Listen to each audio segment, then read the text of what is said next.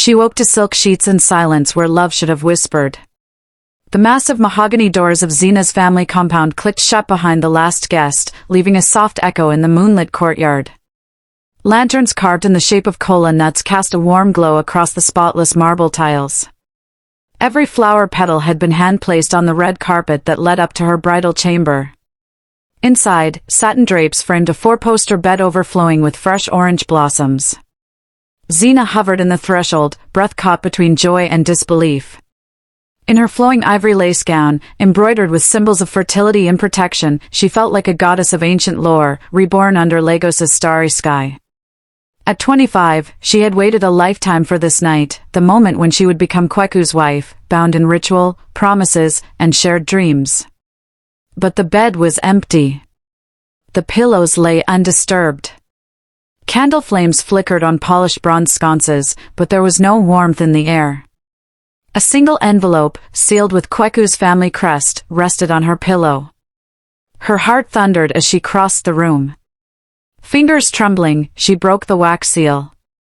Inside, a single sheet of ivory paper bore a message in Kweku's careful hand. My dearest Zena.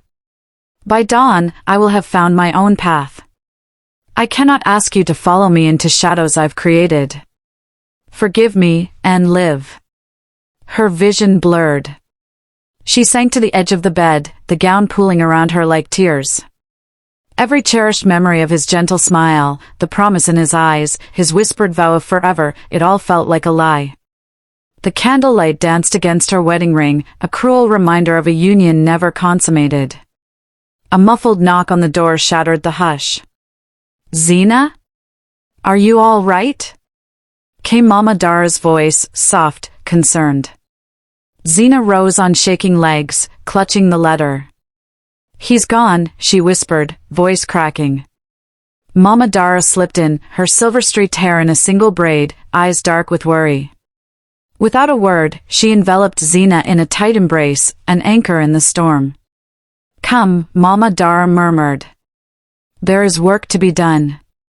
As dawn crept across the courtyard, Zena watched her wedding night transform into a shattered promise. And with each ray of golden light, her world grew darker. A lone red rose lies trampled in the courtyard, its petals stained like drops of blood. What secrets drove Kweku away? In a village fueled by rumor, betrayal becomes its own religion. Word spread like wildfire. By mid-morning, Zena found herself ringed by curious neighbors, their faces pinched with sympathy or malice. They say he took off with that city dancer, whispered one aunt. I heard he never planned to marry at all, scoffed another.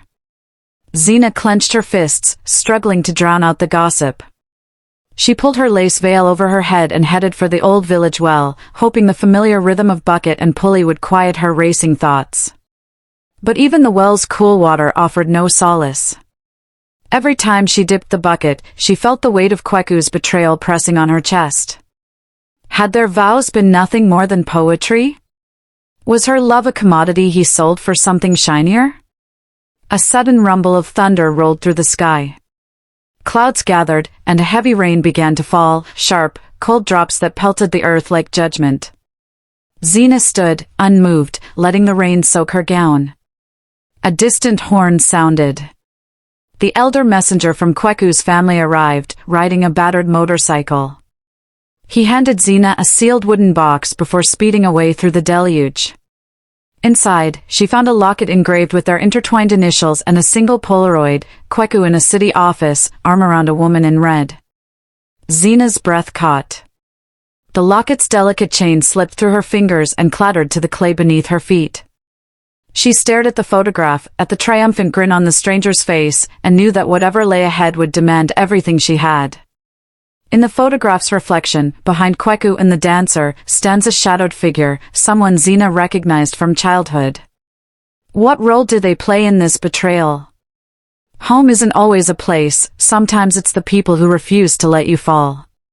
Mama Dara's home sat on the village's edge, half hidden by twisted baobab roots and fragrant jasmine vines.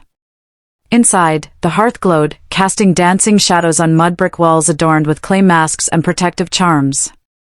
Zena stepped into the warmth, shivering despite the heat. Mama Dara led her to a low wooden bench by the fire and pressed a steaming bowl of pap into her hands.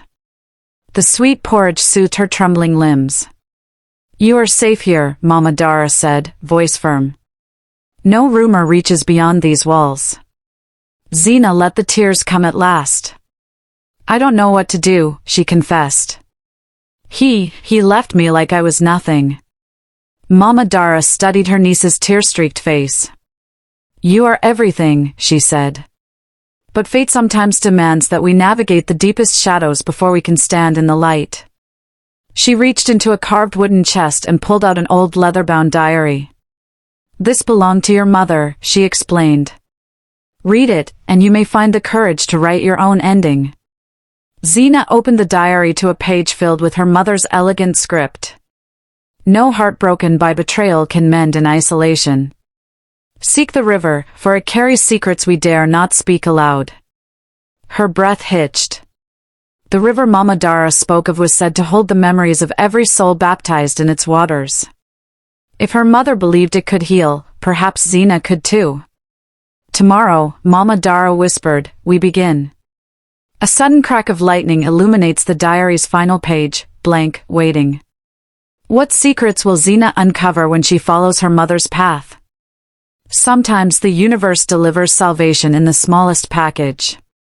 At dawn, Zina and Mama Dara set out for the riverbank under a bruised purple sky. The path wound through fields of millet and sorghum, the air alive with birdsong and the distant clang of the blacksmith's hammer.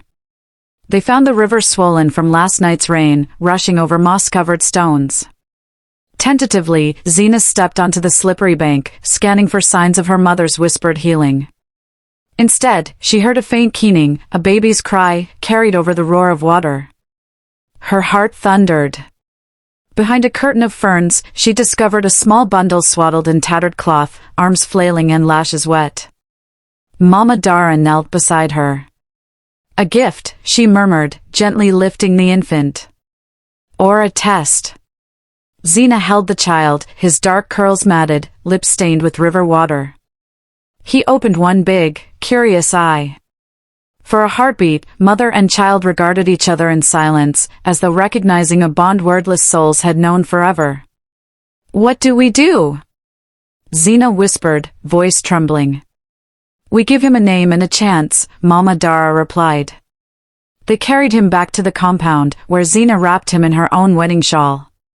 She felt a strange flutter in her chest, a warmth she thought lost.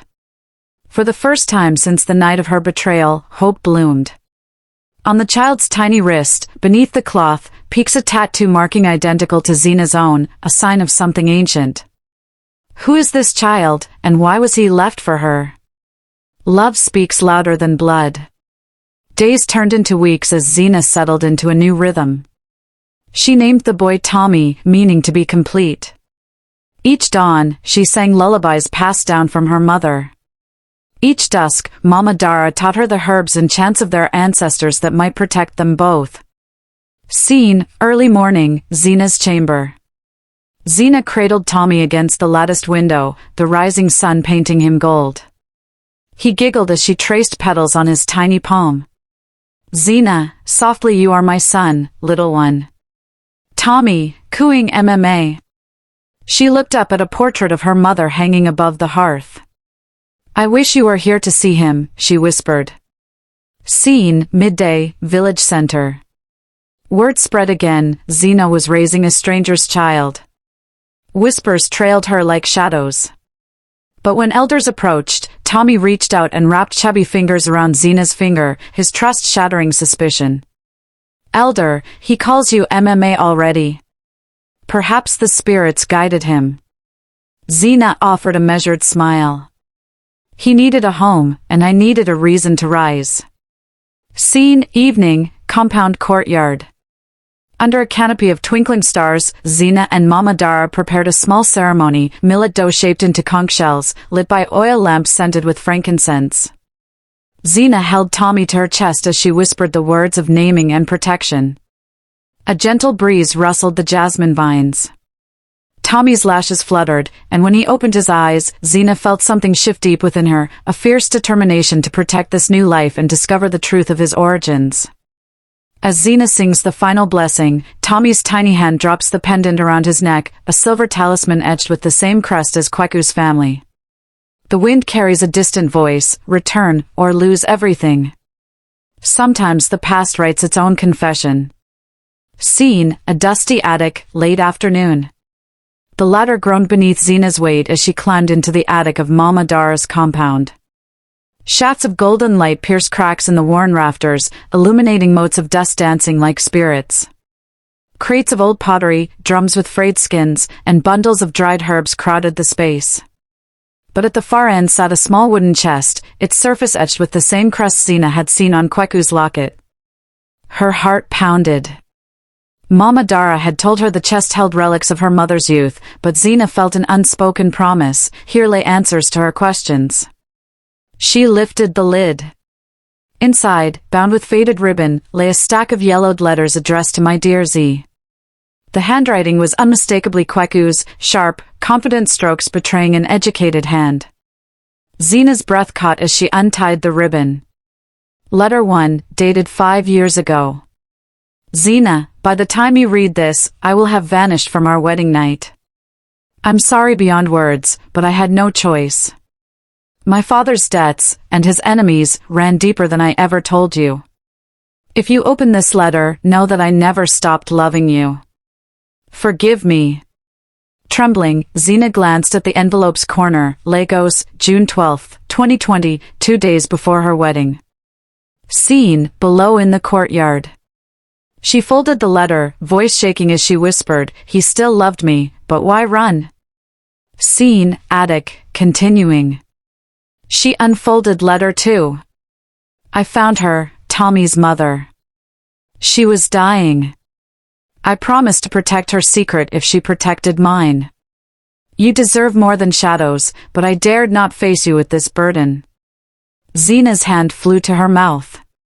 He'd kept her child's origin secret. Had Tommy's mother been someone he abandoned? Or worse, someone from Mama Dara's past? Dialogue flashback, voiceover. Yun Kweku, in letter's memory, I can't let you ruin your life for mine, Z. Zina, voice trembling, I would follow you into those shadows. Her mind reeled. He fled not out of cowardice, but love twisted by circumstance. She sank to the floor as the final letter slipped free. If you ever need me, search the village tribunal. I will answer the call only when you've learned the truth. Her pulse drummed. The village tribunal, where disputes were judged under ancestral law. He deliberately tied his fate to her journey. As she stares at the words, a loose floorboard creaks. Below, footsteps ascend, someone is coming to the attic. He came back for answers, but found ghosts instead. Scene, attic entrance, twilight. Zina pressed her back against the cool plaster wall. The ladder rattled. A silhouette paused at the hatch, tall, angular shoulders she recognized from dreams and nightmares. Kweku, voice low. Zina? Her heart jolted. 5 years of silence shattered in a single name. Scene, attic interior. She steadied herself.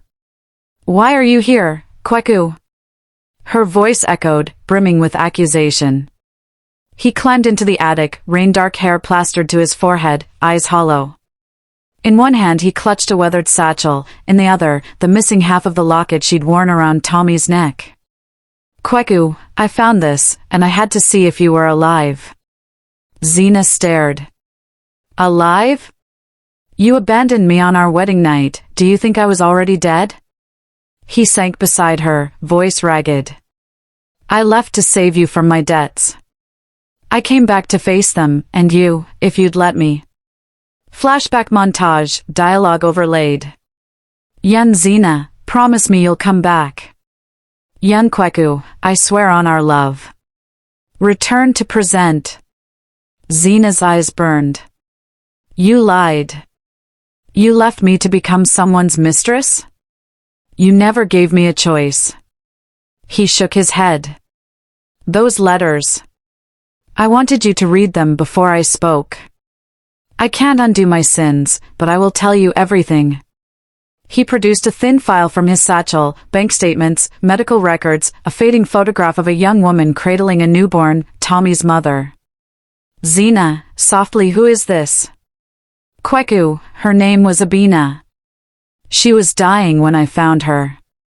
I promised to protect her son, not knowing it would become yours. Zina's breath hitched. So Tommy isn't mine by blood. Kweku, no. But he's ours by fate. Thunder rattled the rafters. Zina looked away. Her heart wrenched with betrayal and compassion tangled. A sudden knock on the attic hatch. Mama Dara's voice calls up, Zina, something's happening at the tribunal. You need to come, now. In dreams, the ancestors speak truths they cannot voice in daylight. Scene, Zina's chamber, midnight. Exhausted and restless, Zina lay on the rough-hewn mattress. The day's revelations churned in her mind like a storm. Through the open window, moonlight slanted onto the silk curtains, and distant cicadas droned. Suddenly, she drifted into a dream. Dream sequence. She stood on the riverbank where she found Tommy, but the water had turned silver, reflecting stars as though the sky lay beneath her feet. Mama Dara appeared, illuminated by lantern light, her eyes glowing like embers. Mama Dara, echoing, you have one question, ask it. Zina swallowed. Why did he leave me? The river's surface rippled. A submerged figure rose, Kweku's silhouette, face obscured. He mouthed something she couldn't hear. Then the water stilled, and Abina slid forward, cradling infant Tommy. Tears ran down her cheeks. Abina, voice like wind, protect his future. Heal the curse. The sky tore open in thunderous applause of light. Zina reached out, but Abina dissolved into petals drifting on the river's surface. Dream ends. Zina bolted upright, drenched in sweat.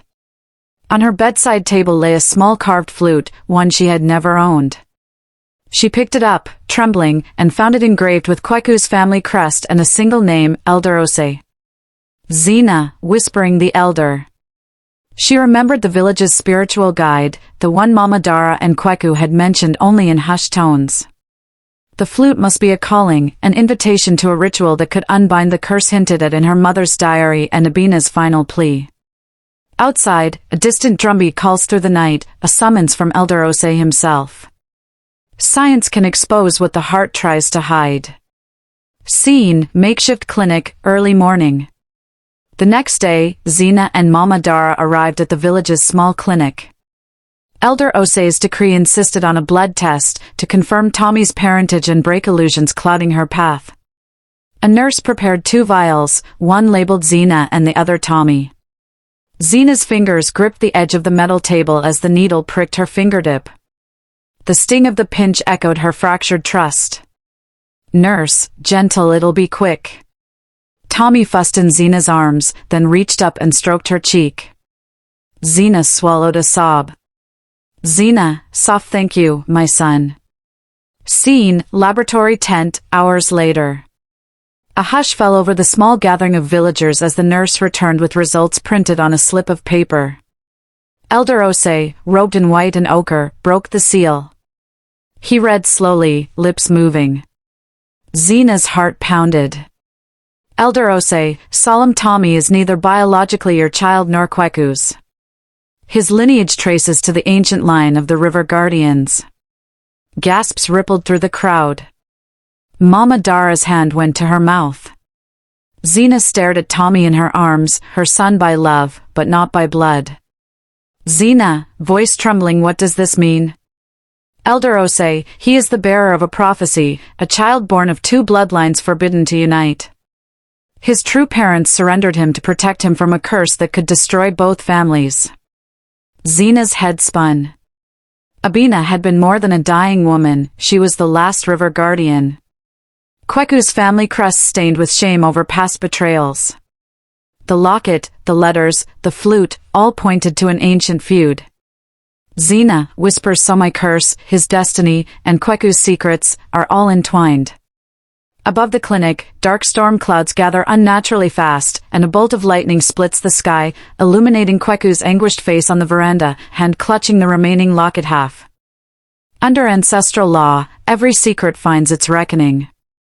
Scene, Tribunal Circle, late afternoon. A great circle of carved wooden stools surrounded a raised dais under a giant irako tree. Villagers, elders, and even Kweku's own kin gathered, faces grim with anticipation. Xena sat beside Mama Dara, Tommy snug in her lap. Kweku stood opposite, shoulders hunched but eyes fierce. Elder Osei, seated at the center, banged a wooden staff on the carved plinth. Silence fell. Elder Osei, we convene to uncover truth and restore balance. Kweku of the Reyes lineage, you stand accused of betrayal, abandoning your bride, deceiving this village, and hiding a prophecy. Speak your defense. All eyes turned to Kweku. He swallowed, voice rough. Kweku, I fled to protect Xena from my father's enemies and to honor a vow to Abina, to safeguard our son's destiny. I never intended to hurt Xena, my silence was my prison. A murmur rose. An elder rose, a stern woman with white hair braided in thin ropes. Elder woman, words without action are hollow. You returned only when you needed absolution. Xena stood, voice unwavering, judge me by my deeds, not his. I chose to nurture Tommy when no one else would. I stand here as mother in every way that matters. Shock rippled through the assembly. Kweku's jaw clenched. Kweku, to Xena you are braver than I deserve. Elder Osei raised his staff. We shall call upon the spirit of the river to witness our verdict. Scene, ritual invocation. Flames were lit in bowls around the circle. Mama Dara and Elder Osei began a low chant in the old tongue. Kweku placed the two halves of the locket onto a flat stone, and Xena laid Tommy's small hand over them. The fire flared, and a gust of wind swirled petals from a nearby blossom tree into the circle. The ground trembled.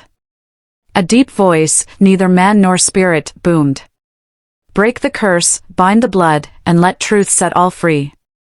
All gasped as the locket halves snapped together on their own, shining with an inner light. Elder Osei, the river's truth is revealed. Xena and Kweku must unite their strengths, not their blood, to protect this child and heal old wounds. Kweku bowed his head.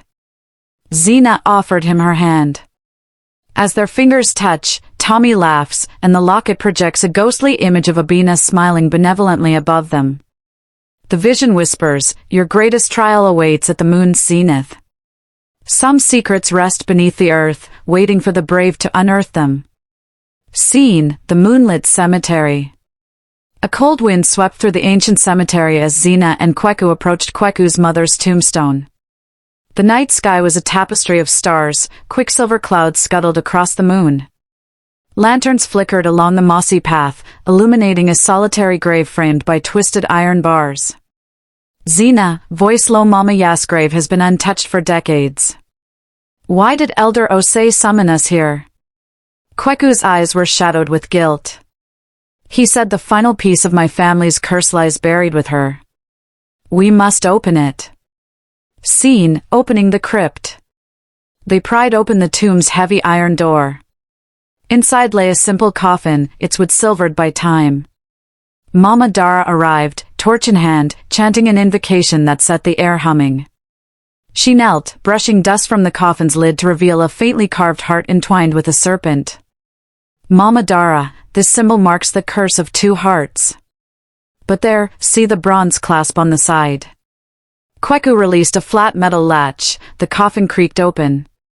Inside, draped over his mother's remains, was a leather pouch. Xena took it, hands trembling, and pulled out a brittle scroll sealed with crimson beeswax. Xena, reading aloud.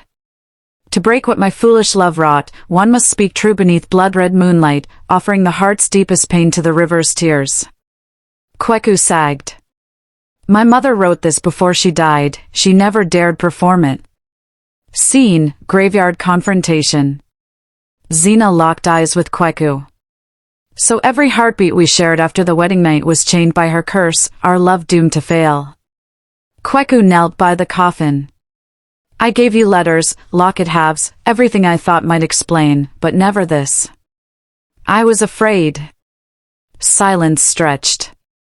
Then, from beneath Mama Yas's tombstone, came a faint, childlike giggle, echoing, ethereal. Zena's torch sputtered.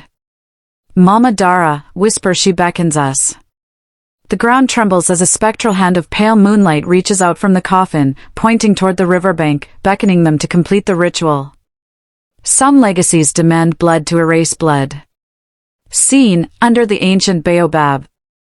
At dawn, Zena, Kweku, Mama Dara, and Elder Ose gathered beneath a colossal baobab whose branches sprawled like skeletal arms. Its trunk bore scars from centuries of ancestor scars, each telling a tale of sacrifice. Elder Ose, raising his staff, the curse of two hearts binds love to betrayal. Kweku's mother loved a man from a rival line. Their union was deemed taboo. She cursed her bloodline so that any marriage consummated under deceit would shatter at its dawn. Kweku's face drained of color. So my debt, my leaving you, was the curse's work, not my choice. Zena, softly yet you walked away. Elder Ose raised a hand. Had he stayed, the curse would have consumed both of you, and Tommy. Instead, the curse gathered strength in shadows. Now, only a ritual can sever it. Scene, demonstration of the curse. He handed Zena and Kweku each a vial of crimson-tinged water. Drink this to feel the bond and the pain. They drank. Fire blossomed in their veins, memories flooding both mind and body, Zena's heartbreak, Kweku's terror, and Tommy's frightened cry when left by the river. They collapsed, gasping. Kweku, hoarse the pain, it binds us to the past.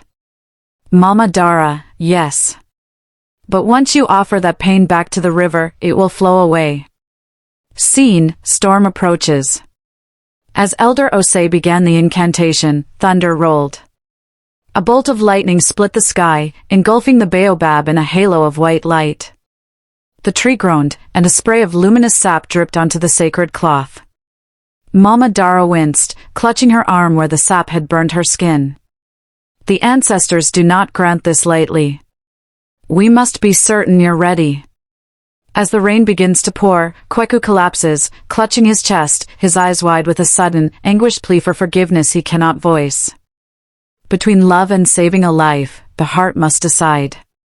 Scene, inside Mama Dara's hut. Zena watched Kweku lying on a mat, sweat beading on his brow. Mama Dara tended his wounds, her face drawn with worry. Tommy lay sleeping in a woven cradle by the hearth. Mama Dara, the ritual demands a sacrifice, one must relinquish the deepest memory tied to the curse. For Kweku, it is you on their wedding night, for you, Zena, it is the memory of loving him. Zena's breath caught. You mean? I must forget him? Mama Dara, gentle only the memory of heartbreak, so the curse loses its hold. Your bond will remain, but the pain that fueled it will vanish. Kweku stirred. Zena. I'll do it if you won't. His voice trembled. Zena, tears rising, no. I can't lose you and the love we fought for. If only one of us must choose, it should be me. Scene, heart-wrenching decision. Zena knelt beside Kweku, taking his hand. I choose to lose my pain, not my love. I will forget the night you left, but keep every moment we've built since. He squeezed her hand. You're braver than I deserve. She turned to Elder Ose. We're ready. Elder Ose produced 2 clay chalices. One brimmed with river water, the other with powdered moonstone. Drink this, and speak your vow. They sipped in unison. The water tasted of cold iron and salt, the powder left a metallic tang. Elder Ose, Zena, repeat after me, I release the broken promise that bound my soul, to walk free in love's true light.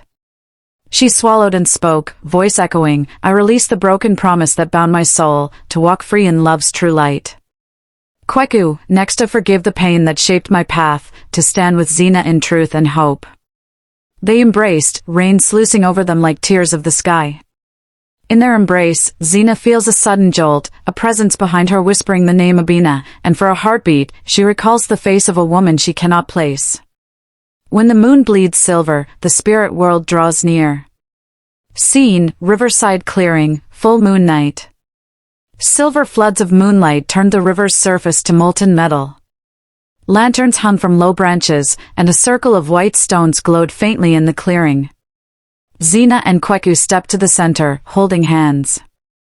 Tommy tottered nearby, clutching a carved wooden toy shaped like a river spirit. Elder Osei, chanting spirits of water, hear our plea. We offer our pain so love may be free. Mama Dara sprinkled rose petals and crushed moonflower on the riverbank. Zina knelt, pressed her palm against the stones, and closed her eyes. Zina, softly I relinquish all sorrow born of a broken vow. May this child swim in hope, not despair. A tendril of mist curled around her wrist. She gasped as memories, his vanished form on the wedding night, flickered like dying embers and then faded, leaving only warmth. Kweku, I offer my fear and guilt, to stand redeemed beside my wife and son. He drew a small, silver blade and made a shallow cut on his palm, letting a single drop of blood fall onto the stones. The stones pulsed with red light. Scene, spiritual vision. As their offerings mingled, the river's current stilled. From its depths rose a translucent figure, Abina, radiant and serene, her arms outstretched. Tommy toddled forward, laughing, and Abina took him, smiling. Abina, voice echoing thank you for protecting his future. The curse is broken, but remember, love burned by sacrifice glows forever. She faded into a swarm of fireflies that drifted skyward. Scene, aftermath. Zina opened her eyes. Kweku lay at her feet, breathing deeply. Tommy hugged her leg. The floodlights of moonlight retreated as clouds drifted past. A hush settled, one of hope and unspoken promise. Behind the cloud cover, the moon's face gleams blood-red for a heartbeat, an omen that even broken curses may leave lingering shadows. Sometimes, the greatest healing comes from lifting others. Scene, early morning at the compound. Sunrise painted the sky in bruised purples and golds. Zina stood before a simple wooden sign she'd hung above the compound's guest house, Madaras Haven, a sanctuary for the abandoned. Inside, women and children, survivors of betrayal, abandonment, and loss, gathered for their first day. Zina, smiling welcome. This is a place to rebuild, to learn skills, to find sisterhood. She watched as Tommy chased butterflies on the lawn. Kweku emerged from the house, pulling on a worn apron. He placed a basket of fresh bread at the registration table. Kweku, I baked these for everyone's breakfast. Zina, you're a natural at this. They shared a gentle look, two souls who had walked through fire and emerged stronger. Scene, first workshop. Inside the hall, Zina led a class on basic literacy. She traced letters in the air, then on paper, guiding eager hands. Mama Dara demonstrated herbal remedies at a nearby station. Laughter and chatter filled the space, an energy Zina hadn't felt since before her wedding. Participant, whispered to friend I never thought I'd learn to read. Friend, smiling and I never thought I'd feel this safe. Scene, quiet balcony. Later, Kweku and Zina stood on a balcony overlooking the compound. Tommy slept inside, exhausted from play. Kweku, look how far you've brought them, and me. Zina leaned her head on his shoulder. We did it together. She slid her hand into her pocket and felt the locket, whole at last, yet strangely weightless. As the camera pulls back, a lone figure stands at the compound's gate, a woman in white robes, eyes shining with purpose, and in her hand, a letter bearing Abina's seal, marked one final truth awaits. He tried to rebuild a bridge with nothing but regret for stones. The dawnlight filtered through the woven bamboo blinds of the community hall, where Zina oversaw another day of classes at Madaras Haven. Outside, laughter and chatter filled the courtyard as women learned to read, weave baskets, and prepare herbal remedies. Tommy darted between tables, proudly showing off his wooden river spirit toy. Zina smiled, her sanctuary was thriving. But inside, Kweku battled his own demons. He had spent the morning in the kitchen, kneading dough for fresh loaves, but each rise of the yeast seemed to mock him. Flour dusted his apron like the ghosts of unkept promises. When Zina emerged to check on him, she found him pressed against the wall, eyes distant. "Zina," softly, "Kweku, you look as though the weight of the world sits on your shoulders." Kweku, forcing a smile, "Perhaps it does, MMA. I've asked the village for forgiveness, helped here, but nothing can wash away the night I left you." Zina placed her hand on his. "You're only human. You've done more to make amends than most would dare." He looked up, vulnerability shining. "I want to do more. I want to protect this haven, to serve these women and Tommy. I vow to rebuild what I broke." He knelt and took her hands. "Allow me to prove my devotion, not with words or letters, but with action." Zina nodded, tears in her eyes. "Then let tomorrow be our first true test." Scene, community feast, sunset. That evening, Mama Dara organized a harvest feast. Long wooden tables groaned under bowls of jollof rice, egusi soup, roasted plantains, and freshly baked bread. Villagers gathered in celebration, an annual tradition but now tinged with new meaning, the healing of old wounds. Kweku moved among the guests, personally serving each elder a plate, laughing at children's jokes, and offering support to women coping with trauma. When he spotted Zina speaking to a newcomer, a young widow, he approached, offering to walk her back to the guest quarters. The widow grasped his hand with tearful gratitude. Kweku felt a warmth bloom in his chest, the power of service. Dialogue in the courtyard. "Widow, I was lost after my husband left me. Here, I feel seen." "Kweku, we all deserve to be seen. Thank you for teaching me that." As they returned, moonlight revealed a figure watching from the edge of the lantern glow, a stern matron from Kweku's own family, arms folded, lips pursed. Zina and Kweku exchanged uneasy glances. Scene, late night, private conversation. After the feast, Zina found Kweku on the veranda, tracing the locket's new engraving. She sat beside him. "Zina, you were wonderful tonight." "Kweku, I felt alive, like I belonged here." A rustle in the shadows preceded the matron's approach. She glared at Kweku. "Matron, you parade your contrition, but do you forget whose curse you carry? A night of abandonment cannot be undone by bread and smiles." Her words struck like stones. Kweku rose, dignity flaring. "Kweku, I know my sins. I accept this path of penance. But I will not be judged by those who never loved." The matron hissed and retreated. Zina reached for Kweku's hand. He gripped it gratefully, her presence his anchor. As they embrace under the stars, Tommy's laughter rings out, but he's staring, wide-eyed, at a shadow moving beyond the courtyard wall, one that dissolves as Zina and Kweku turn to look. When masks fall, every heart must face its own reflection. Days later, word spread of a special festival of truths to be held in the neighboring village, an event where each family publicly recounts its history, secrets aired before the community to cleanse old sorrows. Elder Osei urged Zina and Kweku to attend, believing that full transparency would cement Kweku's redemption and reinforce Zina's leadership. Scene, journey to the festival.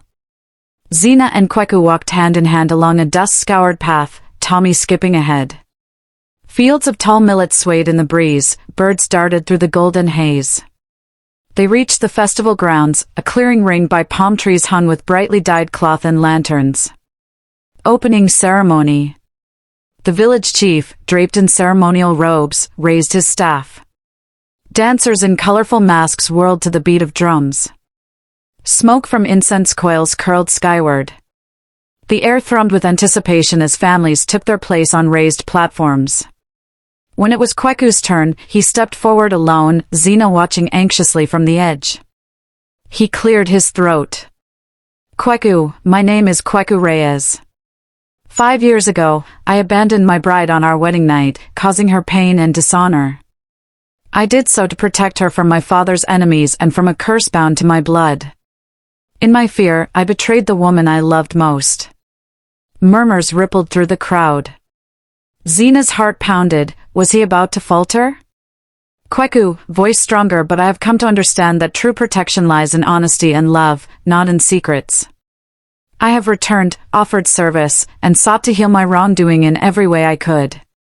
I ask now for forgiveness, not to erase my past, but to bind our futures together in truth. He stepped down, kneeling before Zena. She rose and faced the audience. Zena, I stand here by his side because I have chosen forgiveness over bitterness. I ask you all to witness our pledge, to live not in the shadow of curses, but in the light of our shared journey. The crowd erupted in applause. Fireworks bloomed overhead, weaving trails of red and gold across the night sky. Scene, aftermath and revelations. Late that night, as drums wound down to a distant echo, Kweku and Zena sat by a bonfire. Tommy slept wrapped in Zena's shawl. A soft voice interrupted them, Mama Dara. Mama Dara, well done. But truth can be a double-edged sword. You spoke of the curse's origin, but did you reveal Abina's sacrifice and Tommy's prophecy? Zena's eyes widened. They had skirted those details, sparing the community shock, but now wordless questions lingered. From the dark fringe of the clearing, a hooded stranger approaches, clutching a battered scroll, one containing the prophecy unspoken at the festival. Their eyes meet Zena's, and the stranger's lips form a single word, Tommy. Blood may tell one story, destiny another. The hooded stranger revealed herself at dawn, AFI, a traveling chronicler who had penned genealogies for generations. She unrolled her scroll, each line illuminated by the rising sun. Scene, Zena's refuge, morning. Zena, Kweku, Mama Dara, and Elder Osei gathered around AFI's worn picnic mat. Tommy clung to Zena's skirts, curious. AFI, voice gentle, I recorded details from Abina before her passing. Tommy's mother was the daughter of the River Guardian lineage, a union forged to end the feud between two families. But Abina's sister, in rage, bound the child's destiny to secrecy. Zena's fingers trembled. So Abina's sister betrayed her own blood? AFI, yes. And Abina's final wish was that Tommy be raised by one pure of heart, away from blame. You fulfilled that wish, Zena. Kweku swallowed.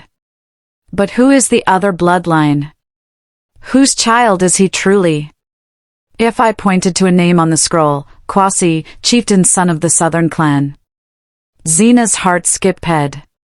The Southern clan was led by Chief Mensa, Kweku's father's oldest ally, now estranged due to the curse.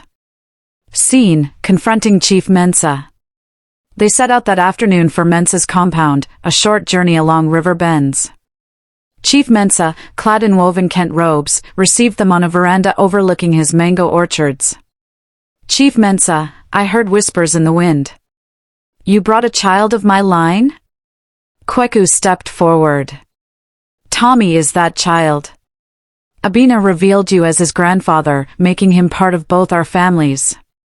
The chief's stern features softened as he gazed at Tommy sleeping in Zena's arms. Chief Mensa, then the prophecy holds. Two bloodlines joined in spirit to end an ancient curse. Tommy's parents could not bear him, he was stolen away to save both families. He placed a hand on Zena's shoulder. You gave him a home.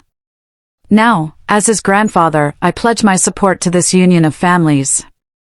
Scene, a new alliance. Back at the compound, Kweku and Zena stood beneath the Baobab, reviewing the day's revelations. Zena, he's ours by destiny, not by choice, but that destiny we chose to honor. Kweku, our families once divided now stand together, thanks to you. They embraced as the sunset painted the sky in violet and rose. That night, Tommy cries out in his sleep, clutching a dream of two mothers, Abina and another woman whose face he traces, whispering, Mama? Who is this second parent still unknown? To forgive is to choose between the past's imprisonment and the future's open sky. Tommy's dream haunted Zena. Each time she woke him, he murmured the second mother's name, Alma. But no record existed of an Alma in Abina's story. Was there another secret yet to surface? Scene, Fireside Council. Mama Dara convened an urgent meeting by firelight. Kweku, Zina, Elder Ose, and AFI sat in a circle, Tommy between them. Elder Ose, Tommy's dreams carry ancestral guidance. Amma may be the guardian spirit of the southern clan, his other mother. AFI, the scroll hints at a midwife named Amma who helped Abina deliver Tommy. She might still live. Zina's chest tightened. Each revelation threatened to fracture the fragile peace they'd built. Forgive? Or press on for truth? Scene, the crossroads. The next morning, Zina and Kweku reached a literal crossroads lined with termite mounds. One path led to Madaras Haven, home, forgiveness, community. The other wound into the thick forest where Amma was said to dwell. Kweku, quietly, you don't have to go. We have everything here. Zina looked at Tommy laughing in the dust. But he deserves both mothers' blessings. If Amma lives, we must find her. He nodded, pride and fear mirrored in his eyes. Then together. Scene, into the forest. They tracked Amma's hut by following woven talismans hung on tree branches. The forest grew dense, sunlight filtered in emerald shafts. Birds fluted overhead, unseen creatures rustled the undergrowth. At last they found Amma, a wizened woman with skin like burnished wood and eyes bright as stars. She knelt in front of a clay altar, murmuring prayers. Amma, softly, I knew you'd come. She rose, arms outstretched to Tommy. He ran to her, wrapping his arms around her waist. Amma, your mother sent you to Zina to protect you. Zina stepped forward, tears in her eyes. Thank you, for saving him. Amma studied Zina. You offered him life when I could not. Now it is time to release the last of Abina's burden. She took Zina's hand. Forgive yourself for what you did not know, and embrace the freedom you have earned. As Amma leads them to the clay altar, a tremor shakes the earth, and from its fissure, a single white feather drifts upward, an omen that not all debts have been paid. She rose from the ashes of betrayal to light the world anew. The first light of dawn painted the sky in pastel ribbons as Zina, Kweku, Tommy, Mama Dara, Elder Ose, AFI, and Amma gathered at the clay altar. The air was still, heavy with expectation. Scene, final ritual. Amma began a low chant, her voice weaving through the trees. Zina and Kweku knelt before the altar, Tommy stood between them clutching both parents' hands. Amma sprinkled sacred river water over them. As the droplets fell, memories of pain and betrayal flickered across Zina's mind, only to be washed away by a warmth that blossomed in her chest. Kweku closed his eyes as remorse and fear melted into hope. Amma, intoning by the river's grace and ancestors' truth, let all bindings be undone. May love be your compass, and forgiveness your guide. A gust of wind swept through, scattering the petals from the altar into the dawn sky.